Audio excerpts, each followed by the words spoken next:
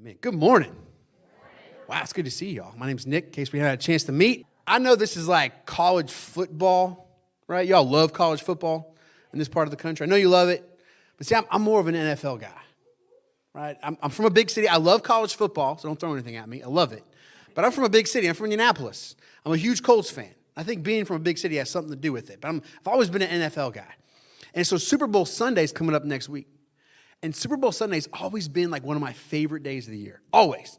It's like Christmas, Super Bowl Sunday.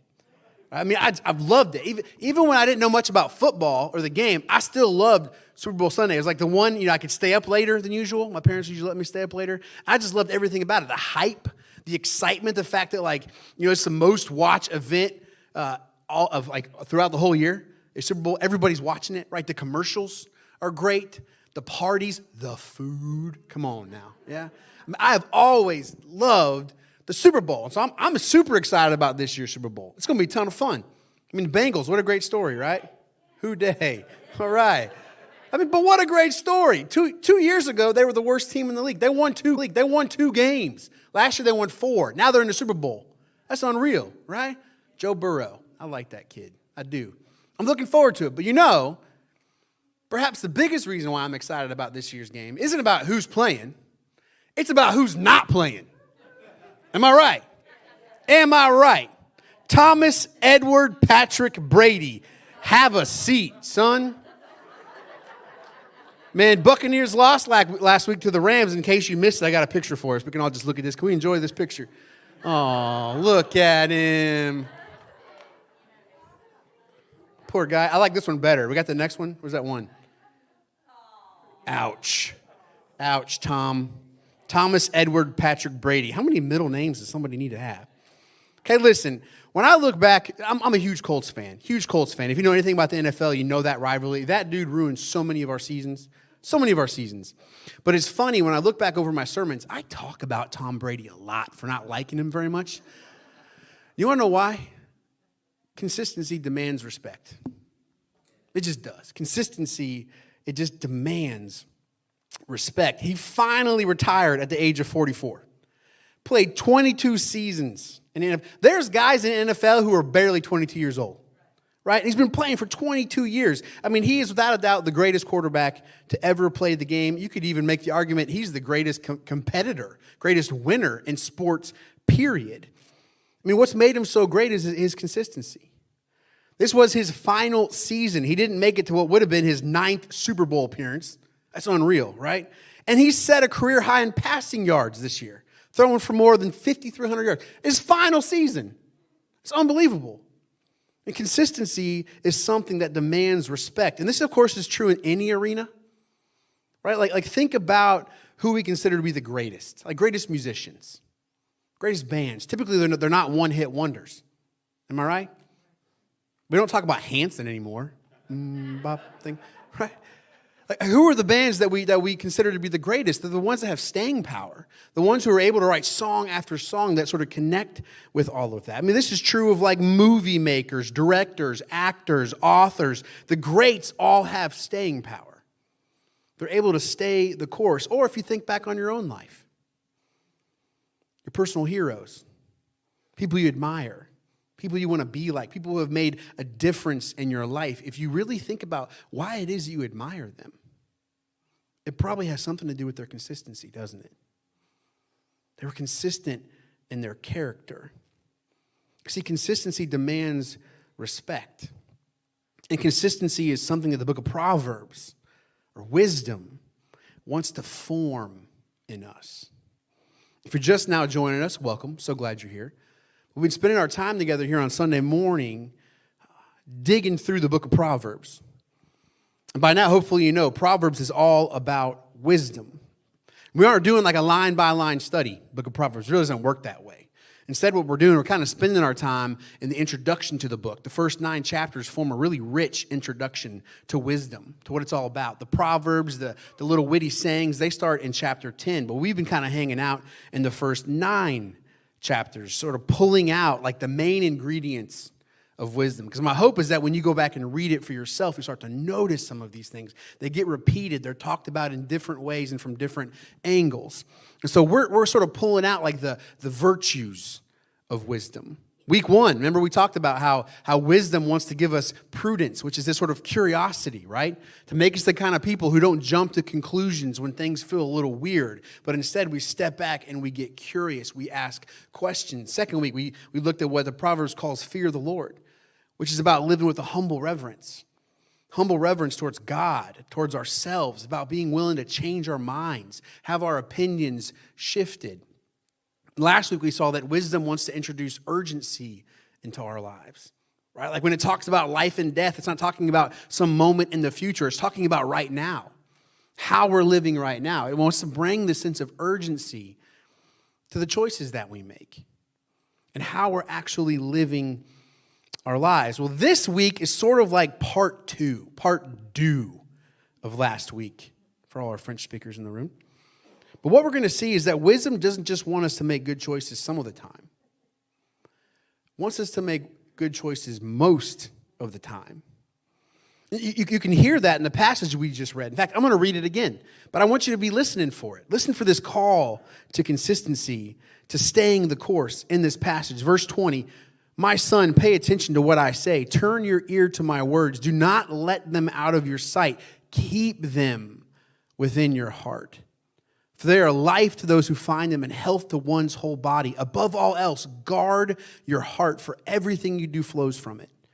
Keep your mouth free of perversity. Keep corrupt talk from your heart or from your lips. Let your eyes look straight ahead. Fix your gaze directly before you. Give careful thought to the paths for your feet and be what? Steadfast in all your ways. Do not turn to the right or the left. Keep your foot from evil. This word keep, did you notice that? It showed up several times in that passage. This word keep shows up more than 30 times in the book of Proverbs.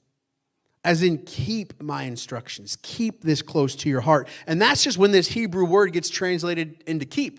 Sometimes it gets translated into guard or maintain or protect. It's this language of consistency. It's this language of staying the course, committing to the long haul, which I know, if you're anything like me, that's something we all long for, isn't it? To be consistent people. To be people who live in line with our values, with what we say matters most. I mean, maybe another way to think about it is to ask you this. How does it feel? How does it feel when we aren't consistent? How do you feel? Proverbs chapter 25, verse 28 says that a person without self-control, consistency, is like a city without walls. Man, what an image. What an image. See, in the ancient world, a city whose walls are torn down is a city that's been defeated. You ever felt that way? How does it feel when you start something you know you need to keep doing and you don't? Anybody else know what that feels like? Defeated. That's a strong image, isn't it? At the same time, a city without walls is a city that's vulnerable to attack. I mean, when we aren't living consistently, when we lack self-control, I don't know about you, but it just opens the door for all sorts of guilt, all sorts of shame, and we can just beat the mess out of ourselves. Am I right? So I think if you're anything like me, we long for consistency, to be the kind of people who can stay the course, commit to the long haul. So that's what I want to talk about this morning. Right? I want to talk about consistency specifically in terms of our habits and our disciplines. My wife, who is by far the wisest person I know, she's rolling her eyes right now, but she is, and she's always listening to something, reading something, and she shared with me this podcast. It was a conversation between Brene Brown, the prophet, Brene Brown, and this guy named James Clear. And he wrote a book a while back called Atomic Habits. Anybody read this book? Apparently, it's sold like millions of copies, and I'm just not hearing about it. That's how it works. I live under a rock. But this conversation was so profound. And he said a few things that it hit me. It just landed, like the wisdom of what he was saying. But it also reflected so much of what the book of Proverbs is trying to get through to us. Like, for instance, one of the lines, I think I shared this last week, one of the lines that really hit me, he said this: we don't rise to the level of our goals. we fall to the level of our systems. Whew. I mean, plug whatever other words you want in there. We don't rise to the level of our goals, our ambitions, or our resolutions. How you doing with those? Into January, gym starting to empty out again. Right? We don't rise to the level of our hopes and our dreams and our wishes and our ambitions. No, we fall to the level of our habits, our systems, our practices, our disciplines, our behavior. Isn't that the truth? Man, we got all sorts of hopes and dreams and wishes and intentions, but do we follow that up with our practices, with our habits, with our disciplines? Verse 26 of that passage, give careful thought to what? The paths of your feet. To the habits and the practices, and be steadfast in all your ways. You see, our habits, how we live, that's what shapes our lives. He also said this, I thought it was super profound. He said, your current habits, ooh, this one got me. Ouch. You ready? Your current habits are perfectly designed to give you your current results. Ouch. So true. You know, you can't deny the truth of that. I mean, if we want our lives to change, then we have to get honest and intentional about how we are living. Our habits, they're not the only factor when it comes to our circumstances, but they are a big one. Your financial situation is not divorced from your spending habits. Your physical health is not divorced from your eating habits. Your relational health is not divorced from how you function inside of relationships. Are you tracking with me? And so it says to us, give careful thought to the paths of your feet and be steadfast in all of your ways. I mean, this isn't just true on a personal level. It's also true on a societal level. Like if you think about a lot of the problems in society, things that we want to see changed, not only is it about individuals, but it's about our larger systems that we have in place that keep the problems there. Like if you start working with folks in poverty, you start learning a lot of this. There's this thing they often refer to as the cliff effect. And what this is certain government subsidies have a real sharp drop-off. So as soon as somebody in poverty makes a penny over this line, they lose 100% of those subsidies. So there's situations where people get a raise. They're working really hard, right? But they're still needing some help from the government when it comes to childcare, whatever it is. They get a raise. They make a little bit over the line. Guess what? They lose 100% of the subsidies. And so for a lot of them, the amount of money they got in the raise is less than the amount of money they lost from the subsidies. Are you tracking with me? And so for us, even if we want to make any sort of change from a societal level, yes, we have to help people have a better picture for their lives and learn new habits, but we also have to work to change the systems that are keeping them in place. Are you tracking with me? Your current systems are perfectly designed to give you your current results. Man, that's true. Whew, that's true. And so that's what I want to talk about today. I want to talk about staying the course, creating habits and disciplines that bring consistency to our lives. And there's different types of messages. Sometimes you preach a sermon, they're more inspirational, more teaching. Today's is going to be practical. You okay with a practical sermon? It's like my TED Talk. Welcome to my TED Talk. Glad to have you here. So here we go. First thing, who is greater than what? Who is greater than what? I know I've said this before, but it's worth repeating, particularly when it comes to being consistent and seeing things actually change in our lives. Notice, in the book of Proverbs, wisdom is primarily concerned with the heart. Did you catch that?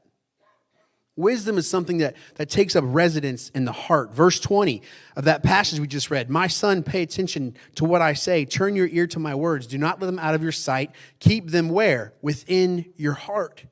Verse 23, above all else, guard your heart, for everything you do flows from it.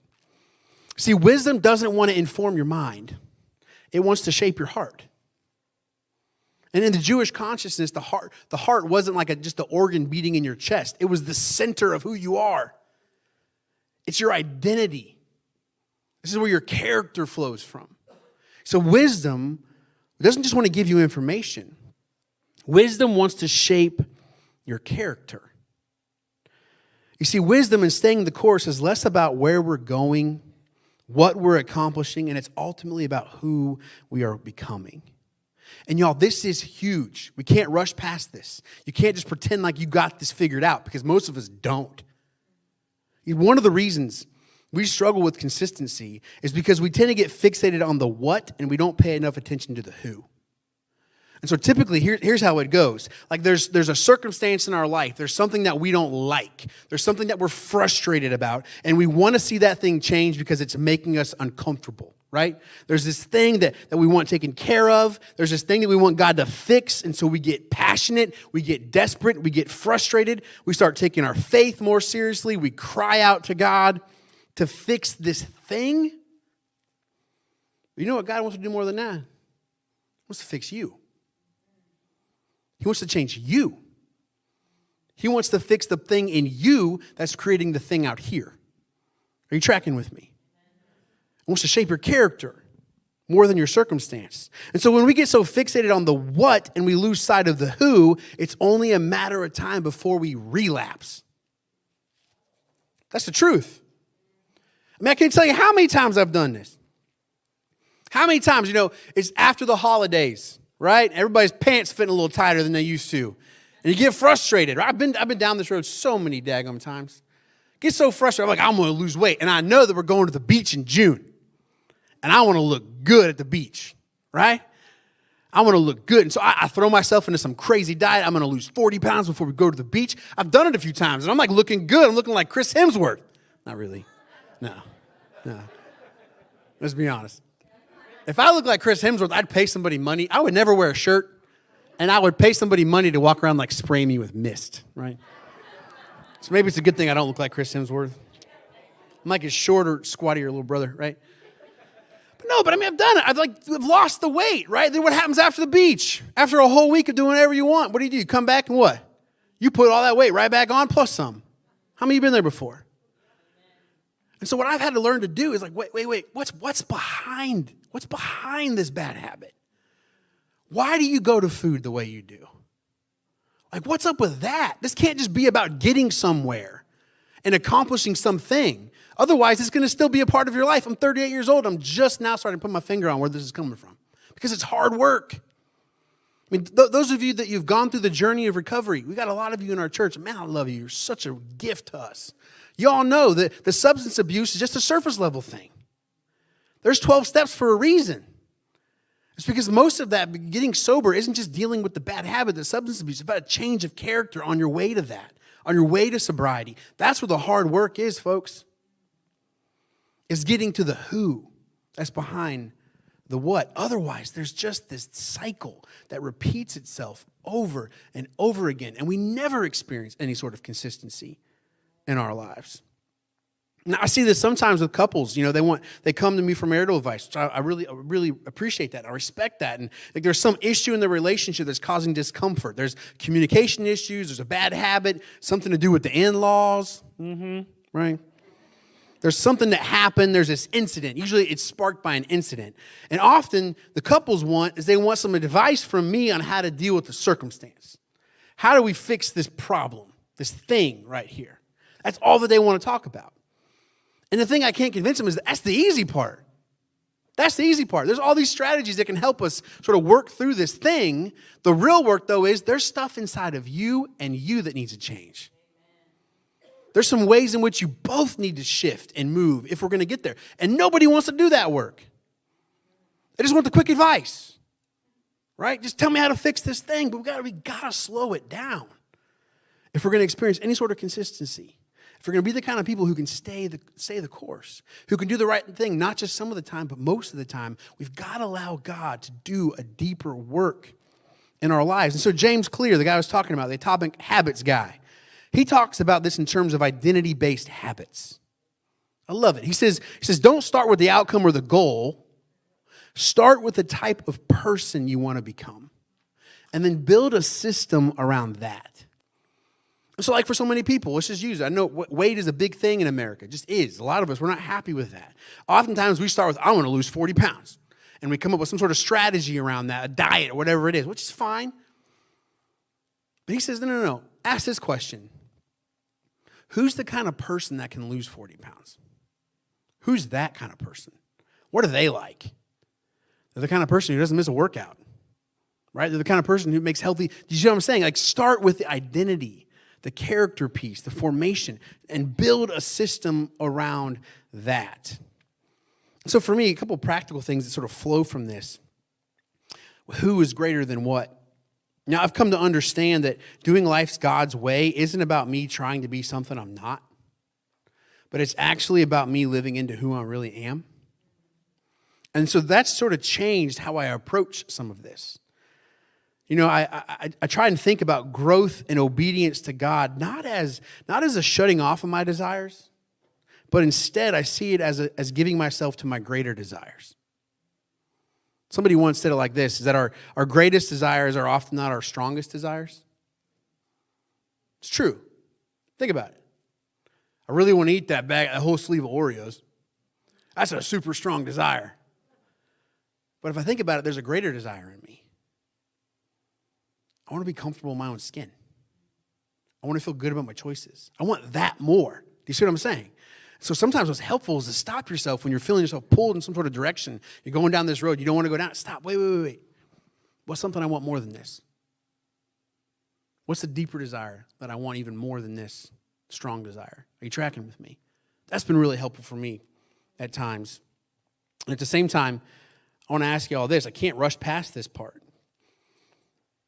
Who is it that you want to become? That's a big, important question. Who is greater than what, right? It's like, who do you want to become? Because I'm just going to be honest, some of us want to become somebody who isn't really worth becoming. Some of your goals and your ambitions, things you're chasing, they're not worth it, and you're not going to find out until you get it. Who do you want to become? People say things like, be you. That's kind of passionate. Like, be true to yourself. Be best you. Not if you's a jerk. This is not how it works. Who do you admire? Who do you long to be? Because we tend to live into who we admire. That's why some of us look an awful lot like our favorite news anchor on the 24/7 cable TV. Why? Because it's all you watch. You're so tuned in and you're beginning to reflect them. They say you become like the gods you worship. So for me, I'm convinced, you know what the best me is? It's the one that Jesus thinks I can be. It's a person of integrity. It's a person of compassion. A person of self-control. But here's what I know. You cannot commit to something you aren't familiar with. And so if you're not learning what it is to follow Jesus, what is the kind of life he invites us into? If you're not taking your cues from that, you're going to be taking your cues from somewhere. And I'm sorry, that's why we got a whole lot of people walking around talking about how they love Jesus, but they don't look anything like him. So be people, you can't live into something you're not familiar with. Are you tracking with me? At the same time, if some of the habits that we develop aren't rooted in helping us, with our spiritual life, being more connected to God, man, some of the changes that we want to see happen in our lives are too big for us. You're going to need help. That's why early on in the recovery process, one of the things you have to come to terms with is that you are what? In need of a power greater than yourself. And so if you're wanting to see a lot of these changes happen in your life, I don't care what they are, and some of your habits aren't involving you plugging into God and taking in some of those resources, I'm sorry, it's not very likely you're going to do it. So again, Lectio 365. How many times I got to talk about that app? 10 minutes a day. Plug into that. It's a great way for you to start a habit, development of connecting with God. Y'all out there still? How am I doing? We got to get going. Whew. All right, here we go. I got some more practical stuff. Let's do this. So one of the ways we struggle with this is because we forget that who is greater than what. Another reason why I think we struggle with consistency is because we forget that consistency is greater than intensity. I'll say that again. We think that intensity, we'll say it this way, we think that intensity is greater than consistency. Like when it comes to making changes in our lives, we have this tendency to think that what we need more intensity. What instead we need is consistency. I love how it says it in Proverbs chapter 6. It says this, go to the ant, you sluggard. The ant, not your Aunt May, but the actual ant. Go to the ant, you sluggard. Consider its ways and be wise. It has no commander, no overseer or ruler, yet it stores its provisions in summer and gathers its food at harvest. Later on in chapter 30, it says that ants are a creature of little strength, and yet they store up their food in the summer. I love this. When Proverbs wants to point our attention to an animal we can learn from, we can learn wisdom from, it doesn't point to something grand and awesome like a lion. Like, look at that lion, it's intense. No, it points our attention to an ant. You see, what the ant has going for it isn't how much it's able to do, it's how consistent it is. It has what it needs because it stores away a little bit at a time. And it just keeps doing it. Y'all, consistency is greater than intensity. But our culture struggles with this. Man, if we're not out there running the Ironman, doesn't matter. Or think about the stories that circulate, you know? You never hear a story about the lady who ate a chicken salad, you know, a salad, whatever that is, like a chicken with salad with chicken in it. Every day for lunch. You don't hear about that until she loses 100 pounds. And it's like, lady loses 100 pounds. How'd she do it? She ate healthy every day for a year. Do you see what I'm saying? Like, we don't hear stories about that. We tend to overdo it on intensity. And so it's like some of us, we want to become runners. And so we think we got to sign up for the marathon. No. What if you just ran a mile every day for a while? Why don't we just sort of start there? It's true in so many arenas. I mean, even with spiritual practices, some people are like, I want to have a rich prayer life. And so they think, I'm going to start with a 24-hour silent retreat and pray all day. What in the world? I'm going to tell you right now, if I'm praying longer than 10 minutes, I'm taking a nap. Somebody needs to wake me up, right? Like, start small. What matters is not how intense it is, but how consistently can you do it? And so some of us, we just start way too intense and we burn out. Because we get disappointed in ourselves, don't we? We didn't do the thing like we said we were going to do. Why bother trying? I quit. Right? No, what we need consistency. It's like people who say they want to read 30 books a year. That's a great goal, but you haven't read a book since college. So why don't you start with 10 minutes a day? What if you just read 10 minutes a day? And just start there. And eventually, gradually, you probably can grow into the kind of person who can read 30 books a year, because consistency, it compounds. Did you know that? It compounds. It builds on itself. Like, you know, the person who reads for 10 minutes today, they're not going to suddenly turn into this genius with all sorts of wisdom and insight because they just read for 10 minutes today. It's not like, oh, I know everything. No. But a person who makes time to read 10 minutes a day for 10 years, that's going to make some significant impact in their life. Are you tracking with me? This is how consistency works, how wisdom works. And so Clear, the guy I was talking about, James Clear, he calls it a 10-minute rule. He takes a habit that you're trying to build and he scales it down to something that takes 2 minutes or less to do it first. Start with that. Just spend 2 minutes. He tells a story about a guy named Mitch who lost 100 pounds and kept it off for more than a decade. That's impressive. And it's funny because early on in his journey, he decided he wasn't going to go to the gym for longer than 5 minutes at a time. Which sounds silly. But somebody one time said the heaviest weight at the gym is the front door. That's the truth. And so he would drive to the gym, he would get out, he would do 5 minutes of an exercise, and he'd go home. And that's all he would do. You know why? He was mastering the art of showing up. That's what some of us need to do. Just master the art of showing up, because a good habit has to be started before it can be refined. We're not saying don't add to it. But what we need those little wins at first, little victories. Because here's the line from the conversation, the podcast that got me. I'm going to put this on Post-it notes, and I'm going to stick it all over my house, because this is one of the truest things I've heard in a long time. Here's what he said. He said, every action we take is like a vote for the person we wish to become.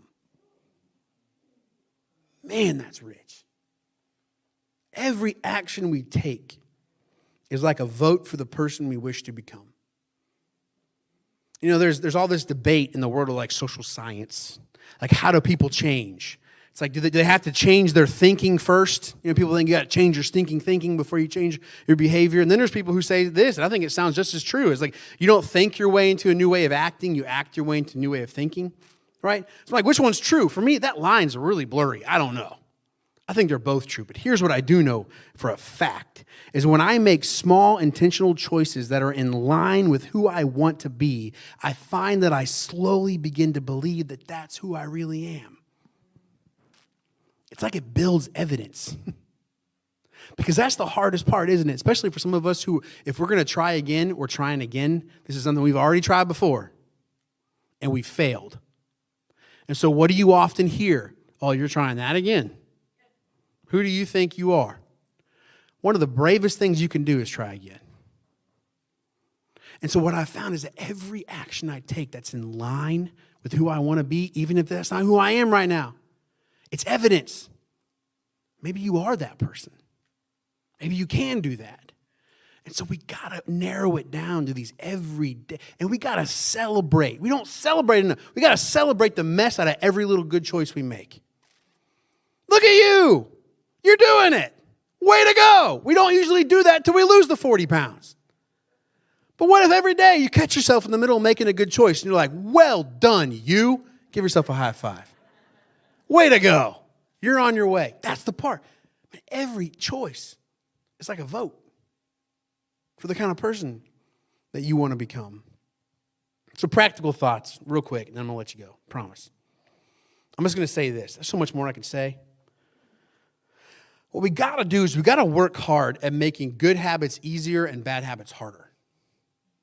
Make good habits easier and bad habits harder.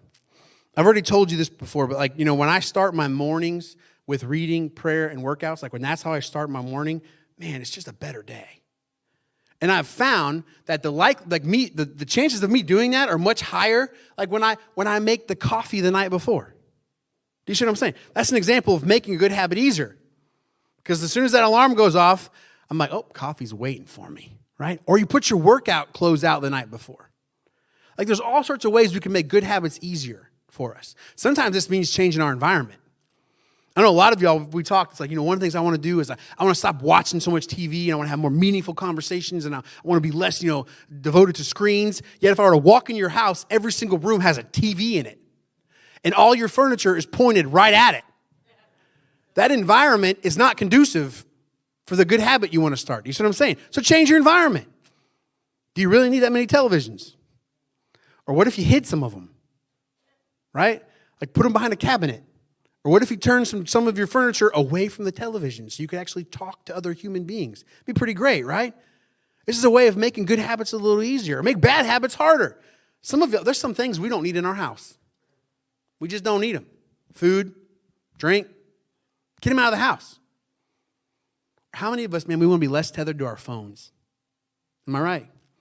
And there's times we don't need to be. There's plenty of times we don't need to. I don't care how important you think you are. You don't need to be available all the time. So what if when you're at home, you had a practice of putting your phone somewhere else and not keeping it on you? You'd be surprised how that little bitty tweak, you're making a bad habit harder. You can't just mindlessly grab it, which we do, don't we? Man, I get so sick of that. It's like I'm taking the dog outside to go to the bathroom in the morning. That's what they do. Why do I have to have my phone with me for that? Why can't I just be outside and enjoy how beautiful it is? Do you see what I'm saying? Put your phone somewhere and leave it there. These are just ways in which we can make bad habits harder for us. So get creative with that. But ultimately, and here's the last thing I'm going to say. I think one of the ways we can make good habits easier is by surrounding ourselves with people who are heading in that direction too.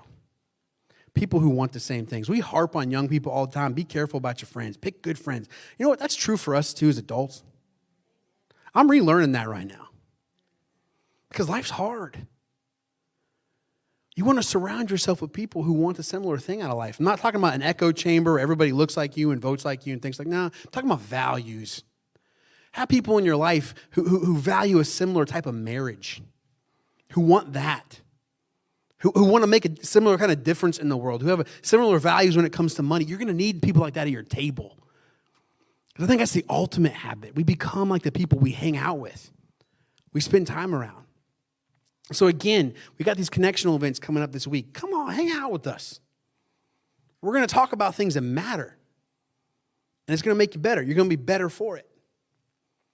And seek out people who are further down the road than you. There are so many people in this church that are that way. They're further down the road than me. They've done the pastor thing. They've done the parent thing. I jump at every chance I can get to get a lunch with them. Just this past week, I asked the guy out of the blue to mentor me. Super awkward, I know. But because he's somebody I want to be like. He's this amazing guy. He makes guitars, and he's a blacksmith, and he does all these things really well. And I'm such a monkey brain. I'm all over the place. Anybody else like that? I'm so scattered. I have the hardest time being present. This guy seems really good at that. And so I asked him, can I just spend time with you once a month? He said, sure. So I'm going to go to he has a forge where he makes metal and knives, and he's going to teach me how to do that. And I think it's going to be really good for me. because I'm putting myself around somebody that I want to be like. Right? So think about that. Who are some people, when you think about who you want to be, they're doing it. They're there. Be around them. Be intentional with that. And if somebody comes to you with a really awkward request, like, hey, can we hang out? Like, say yes. Be open to that. Because you might be playing a part and seeing God bring some consistency into their life, which would be pretty amazing, wouldn't it? Can I pray for us? God, I think sometimes the thing we overlook the most, which is probably the most astonishing thing, is that you think we can actually do this. Man, don't let us miss that. In books like Proverbs, read the Gospels of Jesus, you certainly think so. You think we can be these kind of people. You believe it. You believe that we can be consistent, that we can live in line with what we matter, what we value most. We can be people of self-control. You believe that. So, Lord, help us to believe that. Especially the one who's hearing all of this. I know there's a part of me that's like that, and I had to preach the message. You're hearing all this, and you're like, oh, come on. How many times have we been down this road? You really think you can change? Lord, never let us forget that our hope is in an empty tomb. And you overcome things is what you do, and you do it through us. And so, Lord, give us the courage to try again and to keep trying again. Lord, I pray that you help us to do the hard work of the who, to not just get fixated on circumstances that we want to change, but, man, to really step back and to do some digging. What is it in me that has to change? What's the shaping and the formation that you want to do in my life? Lord, help us be creative as we begin to break that down and to value consistency over intensity. Help us be creative with that. To step back and think, okay, this may not be where I want to be, but this is where I begin. This is where I start. This is the little win that I'm going to go for. Give us eyes to see that. And Lord, I pray for you also give us creativity when it comes to ways in which we can make these good habits easier and these bad habits harder. I pray for those of us that have been rationalized something in our life. We work so hard to convince ourselves that it's okay, and it's not okay. Lord, put your finger on that and help us to be honest with you and with ourselves. This thing's got to go. We don't need it anymore. Whether that's cutting up a credit card, pouring out a bottle, getting rid of some prescriptions, telling somebody that they don't have a place in our life anymore. Man, help us not to rationalize those things. And then, Lord, help us to lean on each other and the people that can model for us what it looks like. People who believe that we can be those kind of people and mirror that back to us. I thank you for all the ways in which you're going to use this word to make us more ourselves, more the people that you created us to be. We love you so much. We thank you for your son, Jesus. It's in his name that we pray. Amen. Amen.